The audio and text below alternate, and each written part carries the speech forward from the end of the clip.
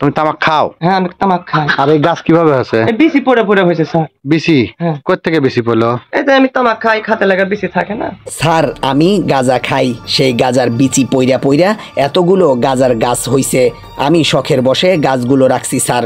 গোপন সংবাদের ভিত্তিতে এমন চাঞ্চল্যকর একটি গাঁজার বাগান সহ স্বপন হোসেন নামের এক যুবককে আটক করেছে নওগাঁর মান্দা থানা পুলিশ। ওই যুবককে আটক করার সময় কর্তব্যরত পুলিশ মাদক সেবনকারী স্বপনকে প্রশ্ন করলে এমনই উত্তর দেন তিনি। এমন চাঞ্চল্যকর ঘটনা ঘটেছে নওগাঁর মান্দা উপজেলার কুসুম্বা ইউনিয়নের বড়পই গ্রামে।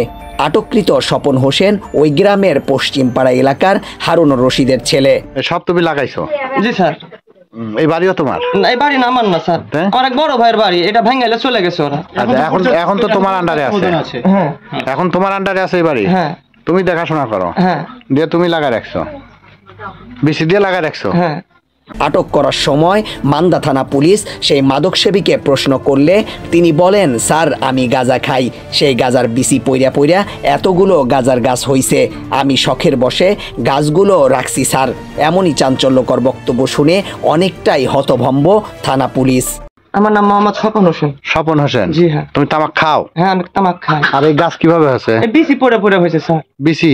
কোথা থেকে বিসি পড়লো? এই যে আমি তামাক খাই, খাতে লাগা বিসি থাকে না, ওগুলো পড়ছে। তো এই যে এত বড় বড় গাছ স্যার আমি শখের বসে রাখছি স্যার। হ্যাঁ আমি শখের বসে রাখছি। শখের বসে গাছ লাগাই রাখছো? কতগুলা গাছ আছে? হ্যাঁ টবের মধ্যে।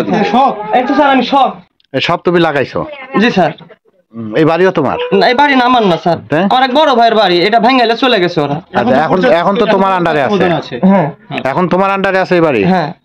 মান্দা থানা পুলিশ বলছেন, গোপন সংবাদের ভিত্তিতে অভিযান চালিয়ে স্বপনের বাড়ি থেকে বিপুল পরিমাণ গাঁজার গাছ উদ্ধার করা হয়েছে।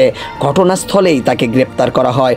আটককৃত স্বপনের বিরুদ্ধে মাদকদ্রব্য নিয়ন্ত্রণ আইনে মামলা দায়েরের প্রস্তুতি চলছে। স্থানীয়দের ভাষ্য, দীর্ঘদিন ধরেই স্বপনের আচরণ ছিল সন্দেহজনক। তবে এতগুলো গাঁজার গাছ তার বাড়িতে ছিল তা কেউ কল্পনাও করেননি। গাঁজা চাষের এমন অদ্ভুত স্বীকারোক্তি ইতিমধ্যেই এলাকায় ব্যাপক আলোচনার জন্ম দিয়েছে। পুলিশ বলছে এ ধরনের অভিযান আগামীতে আরো কঠোর অবস্থানে থাকবে।